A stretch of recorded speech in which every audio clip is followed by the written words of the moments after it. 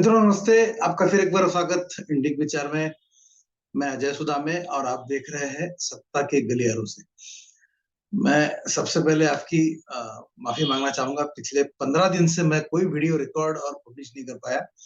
इसकी वजह यह है कि मेरे पिता जो 80 साल से ज्यादा जिनकी उम्र है, उनका एक एक्सीडेंट हो गया और वो अभी भी अस्पताल में भर्ती है। तो इस वजह से मैं नॉर्मली जो हफ्ते में एक वीकेंड में वीडियो करता था वो कर नहीं पाया। पर ठीक है, अब आज मौका मिला है तो आज फिर मैं वीडियो रिकॉर्ड कर रहा हूँ। पिछले एक हफ्ते में या 8 या 9 दिन में कुछ ऐसी घटनाएं घटी, वो देखकर मुझे ऐसा लगा कि कांग्रेस अभी देश के लिए भी खतरनाक है। हिंदुओं के लिए तो वो बहुत बड़ा खतरा थी ही, बट अभी कांग्रेस जिस तरह से जो उनका बर्ताव है, अभी मुझे लगा कि कांग्रेस अब देश के लिए भी खतरनाक है। तो मैं आज मुख्यतः दो विषयों में बात करूंगा। क्या कांग्रेस कोई विदेशी और खास करके चीनियों का एजेंडा अपने देश में चला रही है क्या? और दूसरा, लगातार चुनाव हारने के बाद भी कांग्रेस अपने हिंदू विरोधी नीतियों से बाज क्यों नहीं आती है? तो मित्रों, गुजरात में चुनाव खत्म हो चुका है और इस बार भाजपा ने सारे सारे रिकॉर्ड तोड़ते हुए पिछला जो सबसे बड़ा रिकॉर्ड था 180 में से 149 सीटों का माधव सिंह सोलंकी का, उस रिकॉर्ड को भी तोड़ते हुए 156 सीटें जीती है और इतिहास भाजपा ने रचा है एक तरीके से। हिमाचल में कांग्रेस को एक जीत मिली है, कांग्रेस की वापसी हुई है। और एमसीडी में, म्युनिसिपल कॉर्पोरेशन ऑफ दिल्ली में आम आदमी पार्टी ने पहली बार जीत दर्ज कराई है। अब कमाल देखिए मित्रों, वहां के जो नए मुख्यमंत्री है सुखविंदर सिंह सुक्खू, उन्होंने आते से ये बयान दिया कि जिस राज्य में 97% हिंदू रहते हैं, उस राज्य में हमने भाजपा के हिंदुत्व को पराजित करते हुए ये सफलता हमने प्राप्त की है। इस बयान के केवल 3 दिन बाद मध्य प्रदेश में वहां के एक पुराने नेता है कांग्रेस के, उनके जिनका नाम है राजा पटेरिया, उन्होंने ये बयान दिया कि अब कांग्रेस के नेताओं के, कांग्रेस के कार्यकर्ताओं को अगर जीतना है तो नरेंद्र मोदी को मारने के लिए तैयार रहना चाहिए। और उसी दिन मैंने अपने फेसबुक से पोस्ट डाला था, उसमें ये लिखा था कि कांग्रेस ने मध्य प्रदेश इलेक्शन की तैयारी शुरू कर दी। मोदी जी को गाली देके और इस तरह की भद्दी बातें करके कांग्रेस ने अपने इलेक्शन की, मध्य प्रदेश चुनाव की उन्होंने तैयारी शुरू कर दी। अब इसके ये राजा पटेरिया के विधान देने के केवल 3 दिन बाद 16 तारीख को, जिस दिन हमारा विजय दिवस हम मनाते हैं, हमारे आर्मी का विजय दिवस होता है, राहुल गांधी, कांग्रेस के शिरोमणि, उन्होंने ये बयान दिया, चीनी सैनिक हमारे सैनिकों को पीट रहा है। अब ये जो वीडियो जो शायद आप सबने देखा, जो आप सबने देखा होगा और जो वायरल हो चुका है, अगर आप ये वीडियो देखेंगे तो इससे क्लियर कट ये पता चल रहा है कि हमारे सैनिकों ने चीनियों की पिटाई की है। और जो कुछ खास तरीके के रॉड्स जो मेरे सबसे जयपुर में बनते हैं, उस रॉड से चीनियों की पिटाई की है और चीनियों को मार मार के उस पार भगाया है। फिर भी राहुल गांधी ये कह रहे हैं कि चीनियों ने हमारे सैनिकों की पिटाई की है। अब मित्रों, थोड़ा सा पीछे जाए अगर, तो जैसा मैंने पहले बताया कि इस बार भाजपा ने गुजरात में रिकॉर्ड मार्जिन से इलेक्शन जीता है, रिकॉर्ड सीटें उन्होंने जीती है। 180 में से 156 सीटें उन्होंने जीती है। अब ये देखिए कि आप ये जो मैंने आपको जो घटनाएं बताई, आप इसको क्रोनोलॉजिकल ऑर्डर में एक के बाजू में एक रख के देखिए और आपको क्या चित्र इसमें से दिखता है, जरा मुझे बताएं। घटना नंबर 1, 8 तारीख को गुजरात चुनाव के नतीजे आते हैं, भाजपा रिकॉर्ड मार्जिन से जीतती है। 9 तारीख, या ये कहे कि 9 तारीख को रात को 2:30 और 3:30 के बीच में हुआ है, तो 10 तारीख की सुबह कह सकते। तो 8 तारीख को चुनाव के नतीजे आए, 10 तारीख की सुबह, मतलब केवल कुछ 36 घंटे बाद चाइना ने भारत पे छोटा सा हमला कर दिया। छोटा सा इसलिए बोल रहा हूं मैं क्योंकि वो वही लिमिटेड था, छोटे से एरिया में था, कोई फुल स्केल वॉर नहीं था, और ना तो कोई गोलियां चली, बस डंडों से चीनी डंडे लेके आए थे, जिसको क्रॉस बार कहते हैं। तो 10 तारीख की सुबह चीनियों ने ये हमला कर दिया। एक ही दिन बाद सुखविंदर सिंह सुक्खू ये बयान देते हैं कि हमने हिंदुत्व को पराजित करके हिमाचल प्रदेश में सत्ता हासिल की है। उसके केवल 2 या 3 दिन बाद मध्य प्रदेश में राजा पटेल यह बयान देते हैं कि आपको मोदी को मारने के लिए तैयार रहना पड़ेगा। बाद में उन्होंने क्लेरिफिकेशन ये दिया कि मोदी को मारना मतलब मैं कोई उनको फिजिकली मारने की बात नहीं कह रहा हूं। मेरा कहना यह था कि आप उनको राजनीतिक तरीके से मारे, उनको पराजित करके उनको मारे, ये उनका कहना। ठीक है, इस तरह के बयान कांग्रेसियों को देने की आदत है। और इस बयान के 3 दिन बाद, मतलब 16 दिसंबर को राहुल गांधी ने यह बयान दिया कि हमारे सैनिकों की पिटाई हो रही है। अब मुझे लगता है मित्रों कि ये पांचों घटनाओं का आपस में जबरदस्त ताल्लुक है। ये पांचों घटनाएं आपस में मिली हुई है।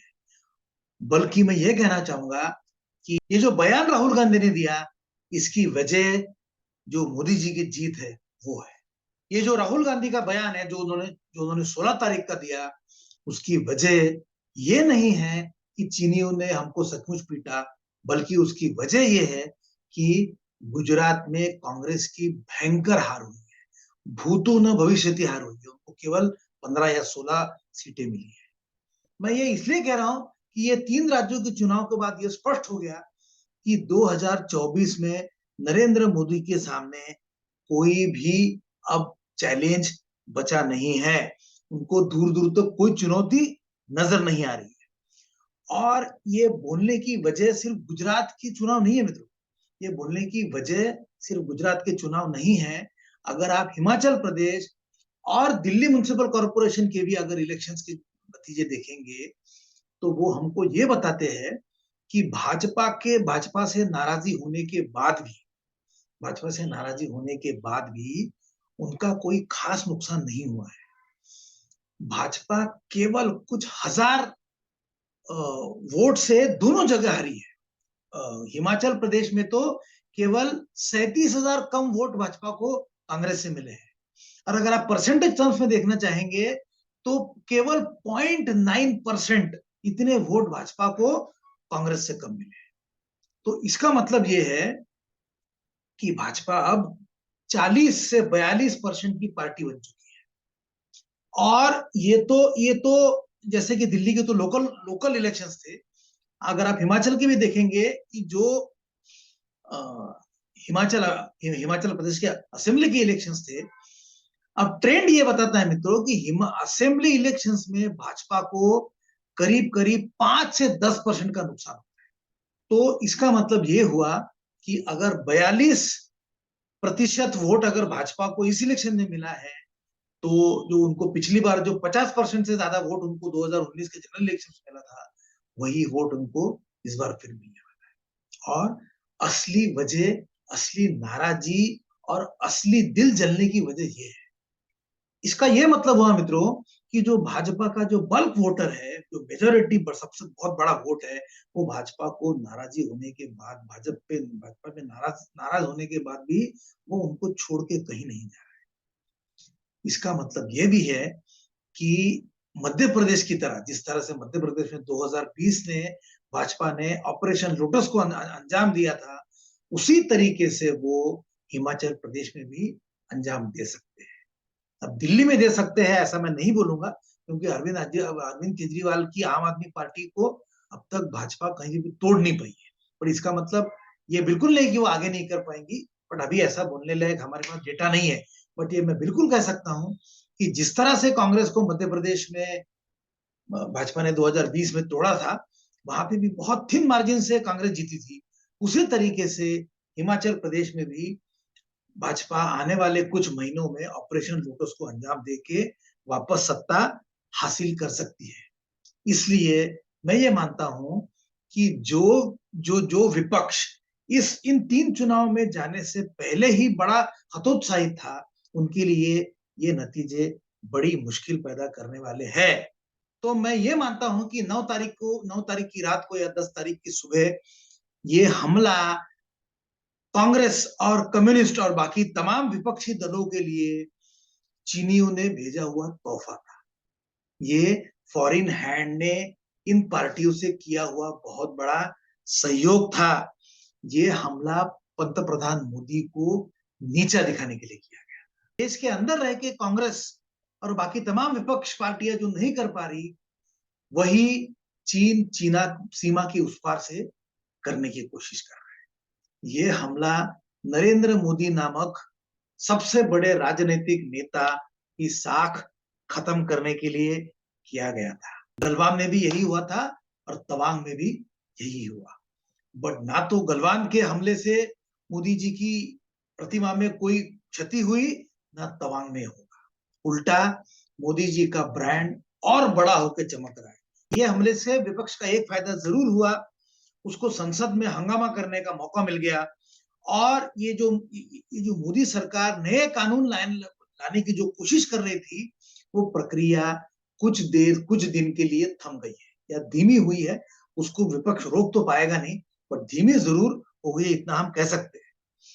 मैंने शुरुआत में ये कहा था कि कांग्रेस की हिंदू विरोधी नीतियां और चीनियों के हमले का एक गहरा ताल्लुक है। अब ये सचमुच ताल्लुक है कि नहीं, हम इसको आगे देखेंगे।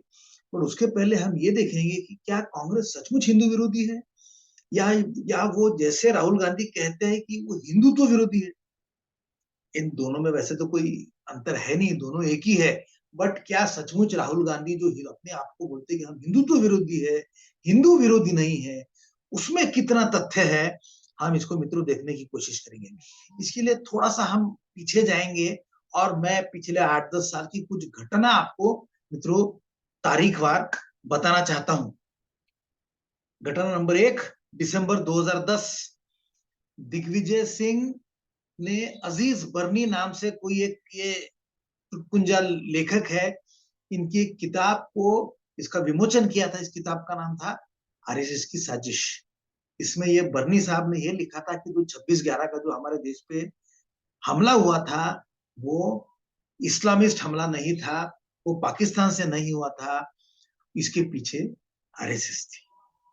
और इसका विमोचन दिग्विजय सिंह ने खुद किया था। जुलाई 2011, सोनिया गांधी जी ने नरेंद्र मोदी को, जो कि जब तब गुजरात के मुख्यमंत्री थे, सोनिया गांधी जी ने मोदी जी को मौत का सौदागर कहा।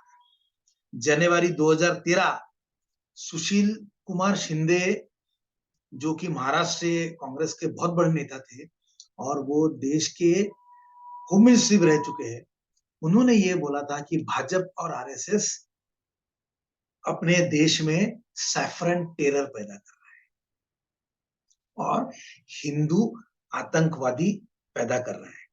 जनवरी 2014 के इलेक्शंस के थोड़ा सा पहले मणिशंकर अय्यर, गांधी लोगों के पुराने लॉयलिस्ट, इन्होंने मोदी जी को चाय वाला कहा। उन्होंने बोला था कि मैं आपको लिख के दे सकता हूं कि ये एक चाय वाला कभी देश का प्रधानमंत्री नहीं बनेगा। हाँ, अगर उसको चाय बेचना है तो वो यहाँ बाहर आके, हमारे मीटिंग के बाहर आके चाय बेच सकते हैं। घटना नंबर 5, जुलाई 2018, शशि थरूर ने भारत को हिंदू पाकिस्तान कहा।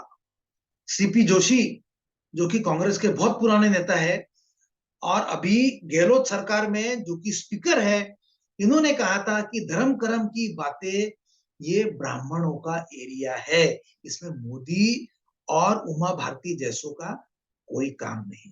ये क्लियर कट उनकी इन दोनों की जात को लेके ये हमला था।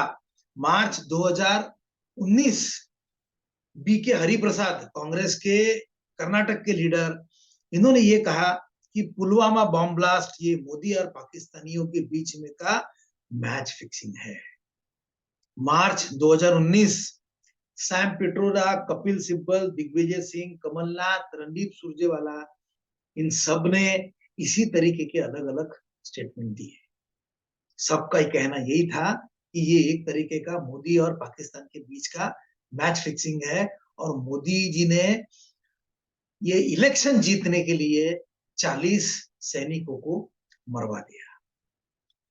मार्च 2019 पवन खेड़ा, जो भी कांग्रेस के बहुत पुराने नेता है, उन्होंने बोला कि मोदी, जो कि MODI इंग्लिश में लिखा जाता है, इसका लॉन्ग फॉर्म है मसूद ओसामा दाऊद और ISI। आखिरी घटना बताना चाहूंगा, नवंबर 2022 गुजरात के इलेक्शन के थोड़ा सा पहले कांग्रेस के नवनिर्वाचित अध्यक्ष मल्लिकार्जुन खड़गे जी ने कहा कि मोदी रावण है क्या। अब इसके बाद में मैंने जो दो घटनाएं आपको ऑलरेडी मैं बता चुका हूं, उसका मैं फिर एक बार जिक्र करना चाहूंगा। वो दो घटनाएं ये है कि मुख्यमंत्री नॉमिनेट होने के बाद सुखविंदर सिंह सुक्खू ने यह कहा कि जिस राज्य में 97% हिंदू है, वहां पे हमने भाजपा के हिंदुत्व को पराजित करके सत्ता हासिल की है। और उसके 3 दिन बाद राजा पटेरिया ने मध्य प्रदेश में कहा कि अगर आपको जीतना है तो आपको मोदी को मारना पड़ेगा। तो मित्रों, ये मैंने करीब करीब 12-13 घटनाएं आपको गिनवाई है, जहां पे कांग्रेस हिंदुत्व और नरेंद्र मोदी और RSS को कंटिन्यूस अटैक कर रहा है। अब मैं आपको कांग्रेस सिर्फ हिंदू विरोधी विधान करती है, स्टेटमेंट देती है, ऐसी नहीं है। हिंदुओं को सिर्फ गाली देती है, ऐसी बात नहीं है। सैफरन टेरर करके चिढ़ाते, ऐसी बात नहीं है। कांग्रेस ने हिंदू विरोधी कानून भी बनवाए। मैं यहाँ पे 3 मेजर कानून आपको बताना चाहूंगा। सबसे पहला, जुलाई 1991 कांग्रेस ने रिलीजियस प्लेसेस एक्ट बनाया, जिसका जो ये कहता है कि अब आप कोई भी रिलीजियस प्लेस का, मतलब किसी भी मस्जिद का या किसी भी चर्च का, अब आप स्टेटस चेंज नहीं कर रहे। मतलब अगर कहीं मंदिर तोड़ के मस्जिद बनाई है तो वैसी रहेगी। ये कांग्रेस ने जो राम जन्मभूमि में हुआ वो काशी मथुरा में ना हो, उसको रोकने के लिए ये कानून लाया था। कानून नंबर 2, वक्फ बोर्ड एक्ट 1995 और 2013। 1995 में कांग्रेस ने ये वक्फ बोर्ड एक्ट लाया, जिसके तहत वक्फ बोर्ड भारत देश में की कोई भी जमीन हमारी है ऐसा बता के उसको हथिया सकता है। और ये चेन्नई में हुआ। चेन्नई में ये एक वक्फ बोर्ड ने एक दिन सुबह उठ के वो एक जगह चले गए, किसी बस्ती में गए, और उन्होंने बोला कि ये जमीन कल से हमारी है। कानून number 3, communal violence bill act. Communal violence bill, जिसको सीवीबी भी कहा जाता था, ये सोनिया गांधी जी ने 2014 के चुनाव के पहले लाने की कोशिश की। बट इसके ऊपर जब बहुत ज्यादा हल्ला हुआ, जब लोगों ने इसको बहुत क्रिटिसाइज किया, पत्रकारों ने बोला कि आप इसको ना लाएं, तब सोनिया जी बड़ी मुश्किल से रुक गई। बाकी उन्होंने पूरा मन बना लिया था कि ये कानून भी लाया जाए। बात तो साफ है कि कांग्रेस पिछले कितने दशकों से हिंदू विरोधी नीतियां अपनाते आ रही है। पर मित्रों, मुझे बात का बड़ा आश्चर्य होता है कि जब भी कोई ऐसी कोई वाहियात बयान कांग्रेस के नेताओं से आता है, तो पत्रकार लोग ये कहने लगते हैं, टीवी पे पत्रकार लोग ये कहने लगते हैं कि कांग्रेस ने सेल्फ गोल कर दिया। अब आप इसको आप थोड़ा सा गहराई से देखेंगे तो आपको ये समझ में आएगा कि ये मोदी विरोधी या RSS विरोधी या हिंदुत्व विरोधी ये जो बयानबाजी होती है, ये इलेक्शन के जस्ट पहले होती है। फॉर एग्जाम्पल, मौत का सौदागर सोनिया जी ने मोदी जी को इलेक्शन के जस्ट कुछ महीनों पहले बोला, 2012 में इलेक्शन से 2011 में सोनिया जी ने बोला था। अब आप आ जाइए 10 साल बाद 2022 पे, खड़गे जी ने मोदी जी को रावण 2022 के इलेक्शन के पहले। फिर भी पत्रकार लोग ये कहते हैं कि ये इसके वजह से मोदी जीत जाता है, भाजपा जीत जाती है। मित्रों, मुझे एक बात बताइए, क्या कांग्रेस को ये बात समझ में नहीं आती? जो कांग्रेस जो इतने पिछले 75 में से 60 साल जिन्होंने भारत पर राज किया है, उनको ये बात समझ में नहीं आती है। मुझे मित्रों ये पत्रकारों की बातें बिल्कुल मूर्खतापूर्ण लगती है। मैं इसको उल्टा कहना चाहूंगा, मैं ये बोलना चाहूंगा कि कांग्रेस जानबूझ के इलेक्शन के पहले हिंदुओं को चिढ़ाने के लिए बात है। तो क्यों? फिर सवाल उठता है कि क्यों? इसका जवाब बड़ा सरल है, और जवाब ये है कि अल्पसंख्यकों को खुश करने के लिए, माइनॉरिटी को खुश करने के लिए, खास करके मुसलमानों को खुश करने। फिर आप इस पे सवाल ये पूछ सकते हैं कि अगर इससे मुस्लिम खुश होते हैं तो इससे हिंदू नाराज नहीं होते? तो मित्रों, इसका जवाब हाँ और ना बोथ है, यस एंड नो। इससे वही हिंदू नाराज होते हैं जो हिंदुत्ववादी। तो वो जो हिंदुत्ववादी हिंदू है, वो कांग्रेस ये सोचती है कि वो हिंदुत्ववादी वोट अब भाजपा के पास में करीब करीब पूरा चला गया है, अब और हिंदुत्ववादी बचे नहीं है। तो आप ये कह सकते हैं कि जब कांग्रेस इस तरह की वाहियात हिंदू विरोधी विधान देती है या हिंदू विरोधी कानून बनाने की कोशिश करती है, तो हिंदुओं को गुस्सा आता है, पर वो हिंदुत्ववादी हिंदुओं को गुस्सा। तो जो बचे हुए हिंदुत्व है, जो बचे हुए जो हिंदू है, जो हिंदुत्ववादी नहीं है, उनको गुस्सा क्यों नहीं आता है? क्योंकि मित्रों, वो हिंदू है जो हिंदू धर्म से ज्यादा अपनी जाति को महत्व देते हैं, जो अपनी कास्ट को ज्यादा महत्व। और अगर कांग्रेस का गुस्सा आता भी है तो भी वो अपने जाति के नेता को मतदान करने में, वोट करने में ज्यादा इंटरेस्टेड रहते हैं, या कहेंगे मजबूर रहते हैं। इसके मैं आपको तीन चार जो बहुत बड़ी बड़ी, जो बड़ी पावरफुल कास्ट हमारे यहाँ, जाति हमारे देश में है, उनका मैं आपको उदाहरण देना चाहूंगा। मैं इसकी शुरुआत करूंगा बिहार और यूपी से। आप देखें कि लालू प्रसाद यादव ने अडवाणी जी का रथ रोका था 1990 में। अडवाणी जी का रथ लालू प्रसाद यादव ने रोका था, जो कि राम मंदिर बनाने के लिए जा रहे थे, राम रथ जिसको कहा जाता है। तो क्या यादव को गुस्सा नहीं आया होगा? तो क्या यादव भाजपा के लिए वोट नहीं करते? करते, पर थोड़े से। मेजोरिटी यादव, ये यादव कम्युनिटी के नाम पे Lalu Prasad Yadav. Same ditto is applicable to UP. वहां पे की भी जो यादव है, उनको भी शायद गुस्सा आता होगा जब राम मंदिर को, कार सेवकों पे जब मुलायम सिंह ने गोलियां चलाई, तो उनको भी गुस्सा आता होगा। और उसमें से कुछ लोगों ने शायद राम मंदिर पे वोटिंग किया होगा, पर वो थोड़े से हो। जो मेजोरिटी यादव है, वो यादव कम्युनिटी के नाम पे मुलायम सिंह को वोट करते हैं। अब ये same example is applicable to Maharashtra. यहाँ पे मराठा लोग भी यही करते हैं, या सिख लोग भी पंजाब में यही करते हैं। वो नेशनलिज्म पे वोट देने की जगह वो अपने सिख नेताओं को वोट देते हैं। यही उदाहरण हरियाणा के जाटों को भी लागू होता है। तो मैं जो बात, जो आपको जो पॉइंट जो मैं रखना चाह रहा हूं मित्रों, वो ये है कि ये जो बड़ी बड़ी जो कास्ट्स है, जिनका नंबर बहुत ज्यादा है, जैसे कि यादवों का परसेंटेज यूपी और बिहार में दोनों जगह 18, 19, 20% है, ऐसा बताते हैं। महाराष्ट्र में जो मराठा है, उनका परसेंट 30% से ज्यादा है। ये सबसे बड़ा कास्ट ब्लॉक है, 31%। तो ये जो बड़ी बड़ी जातियां हैं, ये पावर, सत्ता अपने कास्ट में रखने के लिए अपने कास्ट को वोट करते हैं, अपने जाति को वोट करते हैं।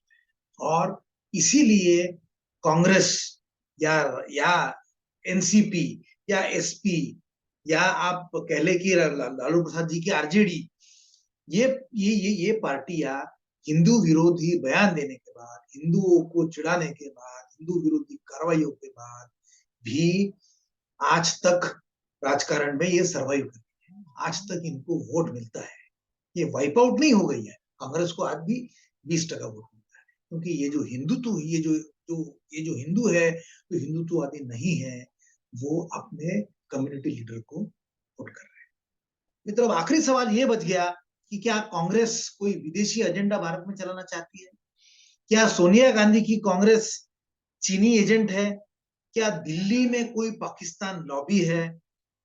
क्या जिस पार्टी ने भारत को आजादी दिलाई थी और जो 75 में से करीब करीब 60 साल के लिए राज कर रही थी, वो इस तरह का विदेशी एजेंडा भारत में चला सकती है? तो अब ये बड़ा कठिन सवाल है और इसका यस और नो में जवाब देना बड़ा मुश्किल है, पर मैं आपके सामने कुछ तथ्य रखना चाहता हूं जिससे ये जवाब आप खुद ही अपने आप को दे दे। सबसे पहली बात, कांग्रेस की स्थापना 1885 में, आज से करीब करीब 145 साल पहले एलन ऑक्टेवियन ह्यूम नाम से किसी अंग्रेज अफसर ने की।